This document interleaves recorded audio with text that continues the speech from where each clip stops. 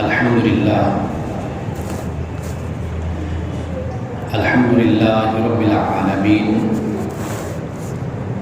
والعاقبۃ للمتقین والصلاة والسلام علی سید المرسلین وعلی آلہ واصحابہ اجمعین، اما بعد فاعوذ باللہ من الشیطان الرجیم، بسم اللہ الرحمن الرحیم۔ تتجافى جنوبهم عن المضاجع يدعون ربهم خوفا وطمعا ومما رزقناهم ينفقون فلا تعلم نفس ما أخفي لهم من قرة أعين جزاء بما كانوا يعملون۔ صدق اللہ العظیم۔ حاضرین محترم، ایک عبادت اور پسندیدہ عمل ایسا ہے کہ جس کا سلسلہ انبیاء علیہ السلام سے شروع ہوا اور ہر نبی کی امت میں سے صالحین، علماء اور متقین کی جماعت نے اس نیک عمل کو ہمیشہ اختیار کیے رکھا، اور رسول اللہ صلی اللہ علیہ وسلم نے خاص طور پر اس کا اہتمام پہلے دن سے کیا، اور اللہ سبحانہ و تعالیٰ نے اس کے اہتمام کا حکم آپ کو پہلے دن سے دیا۔ پھر رسول اللہ صلی اللہ علیہ وسلم کے بعد صحابہ، تابعین، تبع تابعین، علماء، فقہاء، ائمہ، سب نے اس کا خصوصی اہتمام کیا، اور وہ عمل ہے شب بیداری کا۔ آپ اسے شب بیداری کہہ لیجئے، اسے قیام اللیل کہہ لیجئے، یا اسے نماز تہجد بھی کہا جا سکتا ہے۔ یہ وہ عمل ہے کہ جو ہر نبی کی امت میں سے جو صالحین اور سچے پیروکار تھے، انہوں نے ہمیشہ اس کا اہتمام کیا۔ جب ہم شب بیداری یا قیام اللیل کہتے ہیں تو اس سے مراد ہرگز یہ نہیں ہوتا کہ ساری رات ہی جاگا جائے۔ شب بیداری اور قیام اللیل سے مراد یہی ہوتا ہے کہ رات کے کچھ حصے میں اللہ کی یاد کے لیے اٹھا جائے، کہ جب سب لوگ سو رہے ہوتے ہیں۔ کتنے لوگ ہیں کہ جو غفلت کی نیند سوتے ہیں، اور بڑے کم لوگ ہوتے ہیں کہ جنہیں رات کا جاگنا یا رات کی عبادت جن کو نصیب ہوتی ہے۔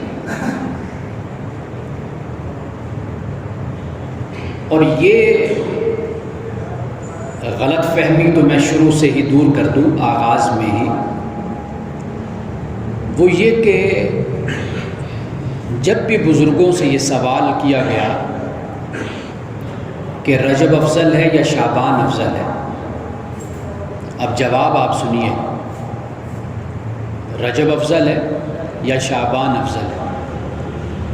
تو وہ جواب میں فرماتے کہ شعبانی نہ بنو، شعبانی نہ بنو، ربانی بنو۔ شعبان والے نہ بنو، رب والے بنو۔ کیوں؟ اس لیے کہ رسول اللہ صلی اللہ علیہ وسلم ربانی تھے۔ اب بزرگ خود ہی اس کی وضاحت اور اس کی تشریح بھی کر دیتے ہیں، بتا دیتے ہیں کہ بھئی ربانی کون ہوتا ہے۔ شعبانی نہ بنو، ربانی بنو۔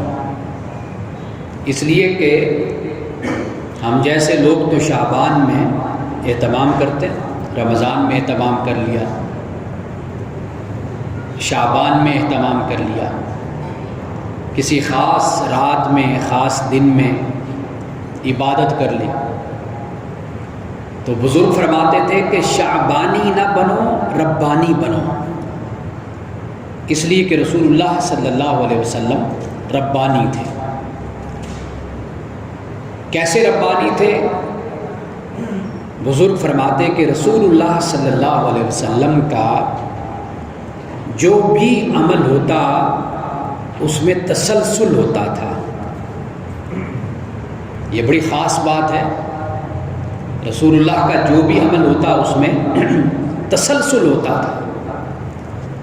شعبانی نہ بنو کہ کسی خاص رات میں، کسی خاص مہینے میں چلو جی ہم نے بڑا اہتمام کر لیا، ہم نے جاگ لیا، عبادت کر لی۔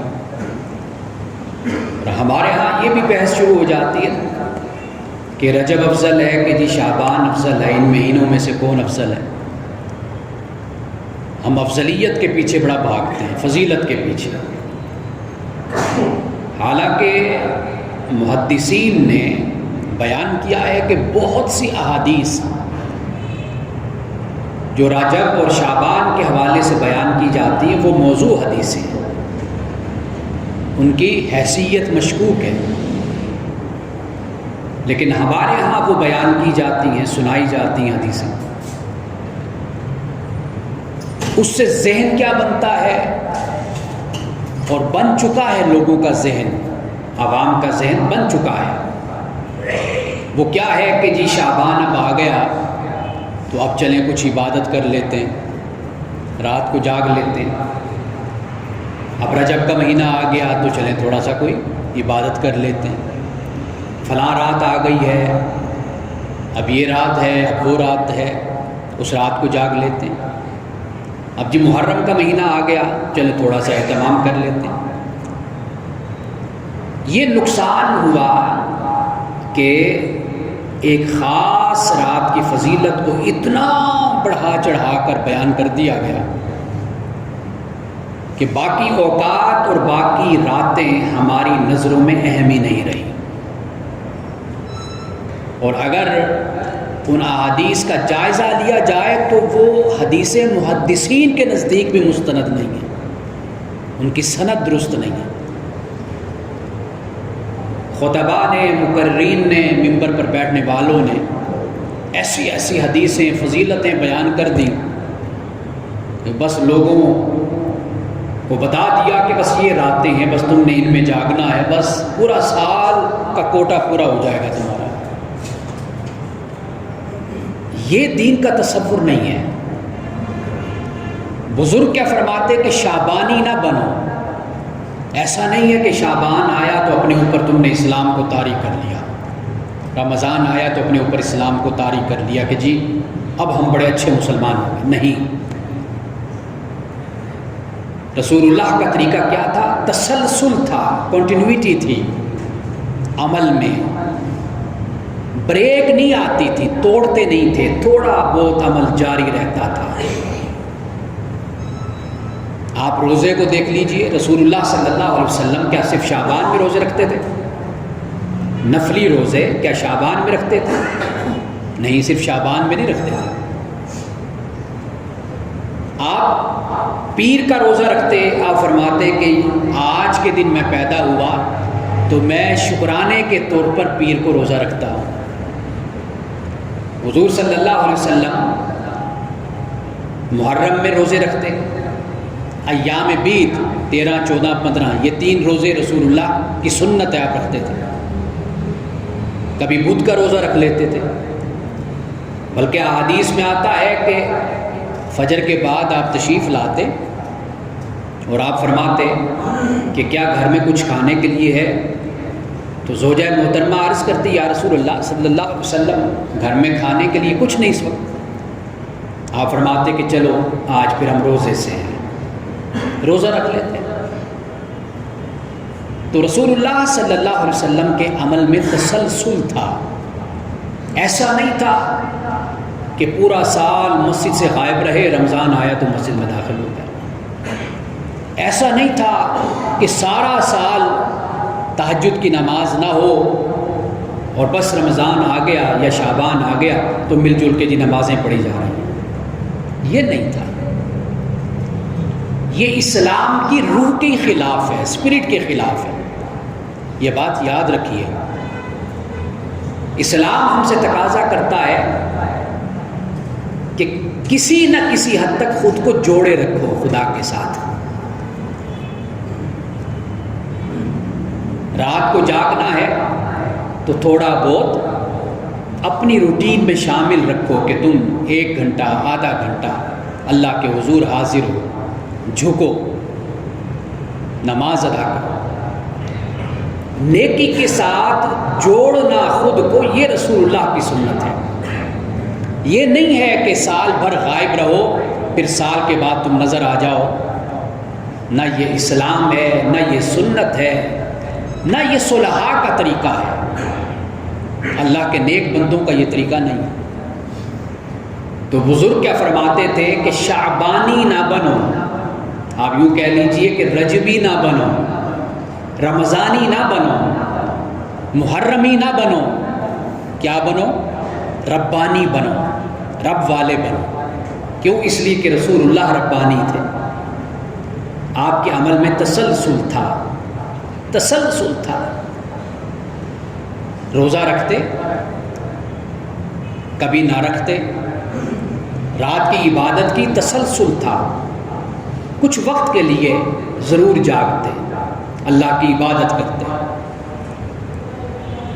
قرآن اس کی بڑی فضیلت بیان کرتا ہے، اور میں یہ بات تو کہہ کر تھک گیا ہوں، اس عمر کو پہنچ گیا ہوں۔ میں یہ کہتا ہوں کہ ہم نے اور بڑی عبادتیں متعارف کروا دی ہیں، بڑے نوافل ہمارے ہاں کتابوں میں بیان ہیں، یہ نفل پڑھ لو، یہ نفل پڑھ لو، جمعے سے پہلے پڑھ لو، جمعے کے بعد پڑھ لو۔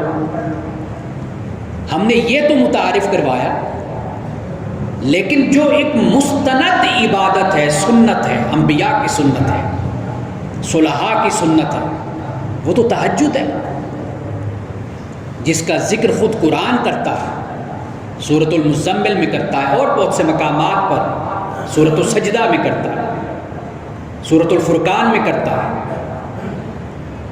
وہ مقامات، وہ نماز کہ جو انبیاء کی سنت، صلحاء کی سنت، عابدین کی سنت، علماء کی سنت، فقہاء کی سنت، صحابہ کی سنت، تابعین کی سنت، وہ سنت ہم نے زندہ نہیں رکھی۔ آپ دیکھیے امت میں کوئی ہے رہا اس طریقہ؟ ہم جب کعبۃ اللہ حج یا عمرہ کے لیے جاتے تو وہاں پر کیسے دوڑ دوڑ کے ہم تہجد پڑھ رہے ہوتے ہیں۔ روضہ رسول پر جاتے ہیں، مسجد نبوی میں صلی اللہ علیہ وآلہ وسلم، وہاں پہ ہم بھاگ بھاگ کر تہجد کی نماز کے لیے جا رہے ہوتے ہیں۔ کیا تہجد صرف وہیں پر پڑھنی ہے؟ تہجد امتی جہاں پر بھی ہوگا وہ تہجد ادا کرے گا۔ یہ سب سے بڑی عبادت ہے، جس نے اس کو زندہ کر دیا اس کو 100 شہیدوں کے برابر ثواب ملتا ہے، 100 شہیدوں کے برابر۔ رسول اللہ کی اس سنت کو زندہ کیجئے نا، علماء بھی زندہ کریں۔ اب اس سنت کو اٹھا کر پس پشت ڈال دیا گیا، کوئی توجہ اس پر نہیں کرتا۔ اس کو زندہ کیجئے، قرآن اس کی فضیلت کو بیان کرتا ہے، رسول اللہ کی احادیث اس کی فضیلت کو بیان کرتی ہے۔ قرآن مجید کی جو آیت میں نے تلاوت کی ہے اس میں کیا فرمایا گیا ہے؟ اس میں فرمایا تتجافا جنوبہم عن المضاجع، وہ لوگ جن کے پہلو ان کے بستروں سے جدا رہتے ہیں۔ یدعون ربهم خوفا وطمعا، کہ جو خوف اور امید سے اپنے رب کو پکارتے ہیں، اپنے رب کو یاد کرتے ہیں، پہلو ان کے بستروں سے جدا رہتے ہیں اور اپنے رب کو خوف اور طمع سے بلاتے ہیں، آواز دیتے ہیں، وَمِمَّا رَزَقْنَاهُمْ يُنْفِقُونَ، اور اس سے جو ہم نے ان کو دیا خرچ کرتے ہیں۔ اب آپ دیکھیے کہ اللہ پاک ایک طرف تہجد گزاروں کا ذکر کرتا ہے، یہ نہیں بتاتا صرف کہ وہ خالی خولی عبادت کرتے ہیں، راتوں کو جاگتے ہیں، ساتھ یہ بھی اللہ بیان کرتا ہے راتوں کو جاگتے ہیں تو صبح کو میری مخلوق کا خیال کرتے ہیں، خرچ کرتے ہیں اپنے مال کو۔ تہجد کا سب سے بڑا فائدہ جو ہوتا ہے، جس کو قرآن نے بیان کیا، قرآن نے کہا اِنَّ نَاشِئَةَ اللَّيْلِ هِیَ أَشَدُّ وَطْئًا وَأَقْوَمُ قِیلًا۔ قرآن کہتا ہے کہ یہ جو رات کا جاگنا ہے نا، تہجد، یہ تمہارے نفس کو پامال کر دیتی، کچل دیتی تمہارے نفس کو، اور تمہیں قرآن کی لذت نصیب ہوتی ہے جب تم تہجد میں اٹھتے ہو، جب قرآن پڑھتے ہو تمہیں قرآن کی لذت محسوس ہوتی ہے، مزہ آتا ہے قرآن پڑھتے ہوئے۔ اس وقت میں کسی کی آواز زیادہ خوبصورت ہو یا نہ ہو، لیکن جب اس سکوت میں اور خاموشی میں ایک بندہ خدا قرآن کی تلاوت کرتا ہے نا، اس کی تلاوت ایسے ہوتی ہے کہ انسان کا دل موم ہو جاتا ہے۔ آپ کو معلوم ہے کہ کتنے صحابہ نے اسلام قبول کیا، قرآن مجید کو سن کر قبول کیا؟ ایک صحابی کہتے ہیں کہ وہ مکہ کے نہیں تھے، مدینہ کے نہیں تھے، باہر سے آئے تھے۔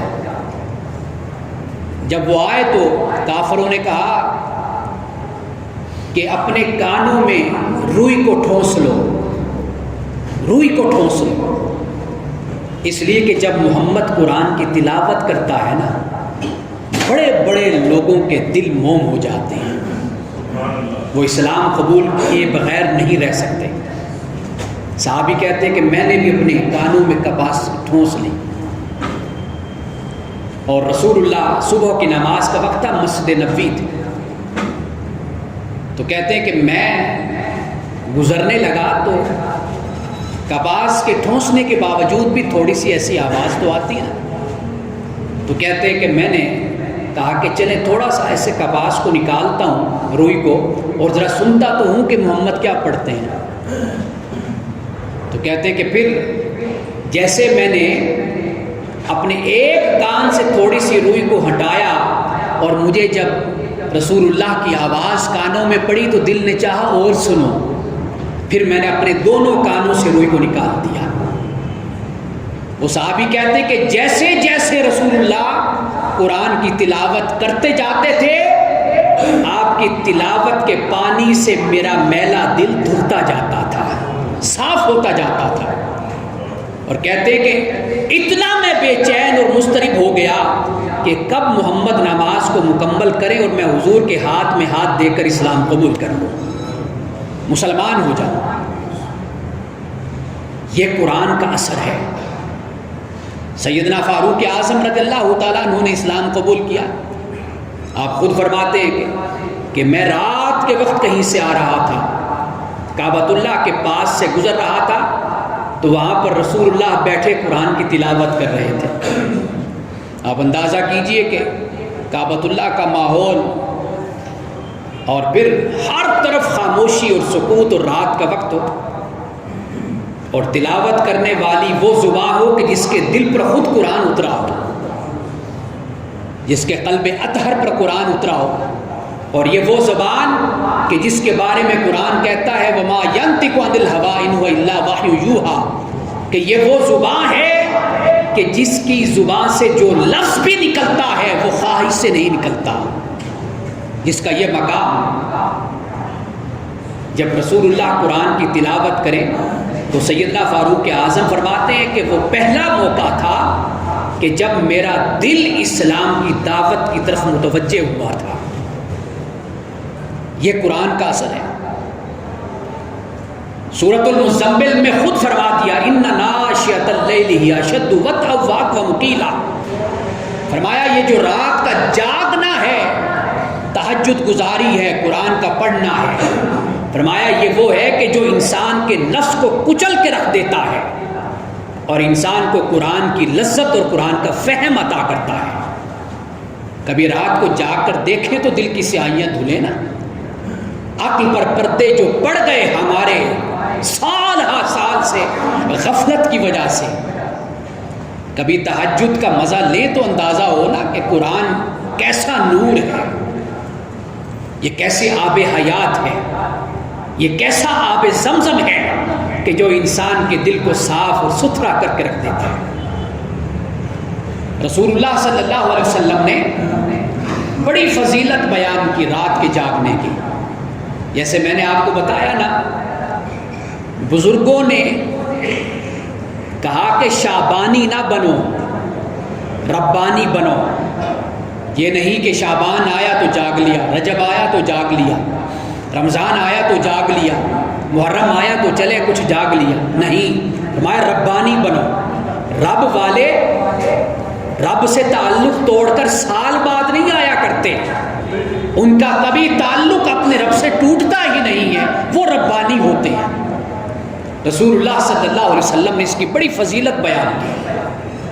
حضرت عبداللہ بن سلام فرماتے ہیں، یہودی عالم مسلمان ہو گئے، آپ فرماتے ہیں کہ جب رسول اللہ مدینہ تشریف لائے،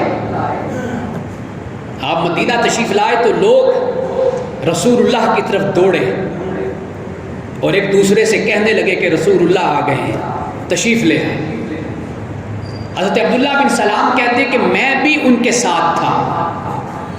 سب سے پہلی بات جو میں نے رسول اللہ کی زبان مبارک سے سنی وہ بات کیا تھی؟ آپ نے فرمایا کہ لوگوں آپس میں سلام کو رواج دو، ایک دوسرے پر سلامتی بھیجا کرو، السلام علیکم کہا کرو۔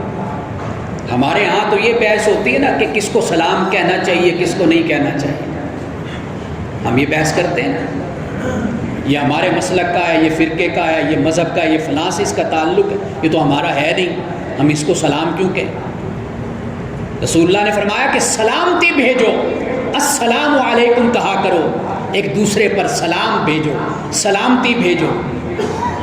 یہ سلام دلوں کو نرم کرتا ہے، جو آپ سے دور ہوتا ہے وہ آپ کے قریب ہو جاتا ہے۔ حضرت عبداللہ بن سلام فرماتے کہ رسول اللہ نے ایک بات یہ فرمائی، دوسری بات فرمائی اطعم الطعام، کھانا کھلاؤ غریبوں کو، فقراء کو، یتامہ کو، مساکین کو، جس حد تک ہو سکتا ہے اپنے دوستوں کو، تمہارے گھروں میں تم لوگوں کو بلاؤ، تمہارے پاس آئیں، بیٹھیں، کھانا کھلاؤ۔ تیسری بات فرمائی کہ صلہ رحمی کرو، صلہ رحمی کرو، ایک دوسرے رشتہ دار ان کے ساتھ اچھا سلوک کرو، یہ تیسری بات فرمائی۔ چوتھی بات رسول اللہ نے فرمائی کہ رات کے وقت جب سب لوگ سوتے ہوں تو اٹھ کر نماز پڑھا کرو، یہ چوتھی بات فرمائی۔ فرمایا اگر تم ان چار باتوں پر عمل کر لو گے تو رب سلامتی کے ساتھ تمہیں جنت میں داخل کر دے گا، جنت میں داخل ہو جاؤ۔ جب سب لوگ سوتے ہوں تو پھر اپنے رب کو راضی کرنے کے لیے اٹھ جایا کرو۔ وہ جو سجدے تم آدھی رات کو، نصف شب کو اٹھ کر رب کی بارگاہ میں اپنی جبین نیاز کو اور جبین سعید کو جھکاتے ہو نا، اور تمہاری آنکھوں سے جو آنسو بہتے ہیں وہ رب کو بڑے پسند ہیں۔ اس لیے رسول اللہ نے فرمایا ایک حدیث کے مطابق، فرمایا قیامت کے دن تین آنکھوں کے علاوہ ہر آنکھ اشک بار ہوگی، ہر آنکھ رو رہی ہوگی۔ عرض کی یا رسول اللہ وہ تین آنکھیں کون سی ہیں؟ حضور نے فرمایا کہ وہ تین آنکھیں، ایک تو اللہ کی خشیت میں رونے والی آنکھ، اللہ کے خوف سے رونے والی آنکھ، اللہ کی ہیبت اور رعب سے رونے والی آنکھ، ایک فرمایا وہ آنکھ، دوسری فرمایا کہ وہ آنکھ جو حرام کاموں سے بچ جاتی ہے، حرام نظر سے، کسی کو بری نظر سے نہیں دیکھتی. فرمایا یہ وہ آنکھ ہے کہ جو کل قیامت کے دن رو نہیں رہی ہوگی. اور تیسری آنکھ فرمائی کہ جو اللہ کی راہ میں جاگنے والی آنکھ ہے. فرمایا یہ 3 آنکھیں ایسی ہیں، ان 3 آنکھوں کے علاوہ سب آنکھیں رو رہی ہوں گی، سب آنکھیں پریشان ہوں گی. رسول اللہ صلی اللہ علیہ وسلم نے یہ بھی فرمایا کہ تمام لوگوں کو قیامت کے دن جمع کیا جائے گا، سب جمع ہو جائے گا. پھر پکارنے والا کہے گا کہاں ہیں وہ لوگ جن کے پہلو بستروں سے جدا رہتے تھے. حضور فرماتے ہیں کہ وہ تھوڑے سے لوگ آئیں گے، زیادہ لوگ نہیں ہوں گے، اس لیے کہ پوری بستی اور علاقے میں دیکھا جائے تو کتنے لوگ رات کو جاگ کر عبادت کرتے ہیں. فرمایا کہ وہ تھوڑے سے لوگ ہوں گے کہ جو پکارنے والے کی پکار پر جمع ہو جائیں گے. رب اعلان فرمائے گا، فرمایا اے میری محبت میں جاگنے والوں اور رات کو اٹھ اٹھ کر میری عبادت کرنے والوں، میری الفت اور میری چاہت میں اپنے بستروں سے جدا ہو جانے والوں، اے سردی ٹھٹھرتی سردی میں اٹھ کر وضو کر کے میری بارگاہ میں جھکنے والوں، جاؤ آج میں نے تمہیں بلا حساب و کتاب جنت میں بھیج دیا ہے، تم جنت میں داخل ہو جاؤ. باقی سب لوگوں سے رب کہے گا آؤ اب تم ایک طرف ہو جاؤ، تمہارا جنت میں جانا حساب و کتاب کے بعد ہوگا، تم حساب و کتاب کے بعد جاؤ گے. یہ حضرت اسماء بنت یزید سے روایت ہے کہ رسول اللہ نے یہ فرمایا. بزرگوں کا طریقہ بھی یہی رہا، شروع سے طریقہ یہی رہا. حضرت مغیرہ کہتے ہیں، آپ فرماتے ہیں کہ حضرت امام مالک کو میں نے دیکھا، آپ تہجد کی نماز کے لیے کھڑے ہوئے اور سورۃ التکاثر کی تلاوت کر رہے ہیں. اب مزہ تو یہ تھا نا کہ میں نے سورۃ التکاثر کا نام لیا اور آپ کو معلوم ہونا چاہیے تھا کہ وہ سورۃ التکاثر کون سی ہے، اس کا ترجمہ کیا ہے. اب مجھے آپ کو بتانا پڑے گا کہ یہ سورۃ التکاثر ہے، اس کا ترجمہ یہ ہے. مزہ تو تب آتا نا میں ادھر سے نام لیتا، ادھر سے آپ کا دل دھڑکتا، آپ کی آنکھوں سے آنسو شروع ہو جاتا، آپ کو پتہ چلتا کہ قرآن کہہ کیا رہا ہے. خطیب ترجمہ کرے، آپ کو بتائے، پھر آپ کو پتہ چلے کہ ہاں قرآن تو یہ کہہ رہا ہے. ہماری لا علمی اور جہالت کا یہ عالم ہے، قرآن سے تعلق اور واقفیت کا یہ عالم ہے کہ جب بھی کوئی بات کرو تو پورا ترجمہ، سورت کا تعارف، آیت بتانی پڑتی ہے، لوگوں کو بتانی پڑتی ہے کہ یہ اس کا ترجمہ بنتا ہے.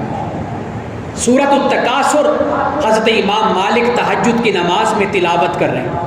تکاثر کیا ہے؟ تکاثر یہ ہے کہ دولت میں، مال میں، جاؤ حشمت میں، مال کو اکٹھا کرنے میں ایک دوسرے کا مقابلہ کرنا، یہ سورۃ التکاثر ہے. تکاثر کا یہ مطلب ہے. حضرت امام مالک تلاوت کر رہے ہیں، حضرت مغیرہ کہتے ہیں الہاکم التکاثر، کہ تمہیں غافل کر دیا ایک دوسرے کے ساتھ مال کو جمع کرنے کے مقابلے نے، تمہیں غافل کر دیا. حتیٰ زرتم المقابر، یہاں تک کہ تم قبروں میں جا پہنچے. حضرت امام مالک اس کی تلاوت کرتے ہیں. حضرت مغیرہ کہتے ہیں تلاوت کرتے جاتے ہیں، آنکھوں سے آنسو گرتے جاتے ہیں، ہچکی بن جاتی ہیں. آیت، آخری آیت پڑھتے اس سورت کی، وہ ہے ثم لتسألن یومئذ عن النعیم، کہ پھر وہ ایک دن آئے گا کہ جس روز تم سے دنیا میں دی ہوئی نعمتوں کے بارے میں پوچھا جائے گا.